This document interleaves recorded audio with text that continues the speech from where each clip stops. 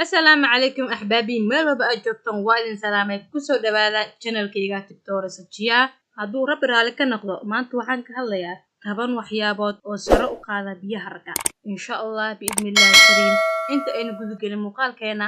fadlan haddii aad ku cusub tahay channelka subscribe sar muuqaalkana ilaa garay haddii aad kamid tahay asxaabtii hore inala joogteen muuqaalka la garay una shishay garay qaar kamid asxaabtaada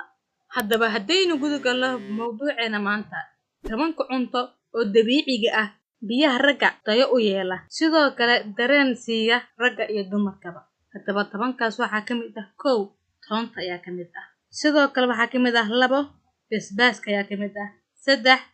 qamadiga ayaa kamid ah 4 muuska ayaa kamid ah 5 sanjabiilka ayaa kamid ah 6 xabadu sawdada ayaa kamid ah iyadoo shiidan iyo iyadoo caadi isla dhan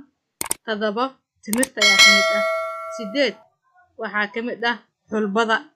iyadoo shiidan iyo iyadoo caadi ah haddii isticmaasho sidoo kale 9 waxaa kamid ah dhagayaraha 10 jooska waad ku maasan tahay daawashada muuqaalkani fadlan u sii share garee qaar kamid asxaabtaada muuqaalka inoo la garay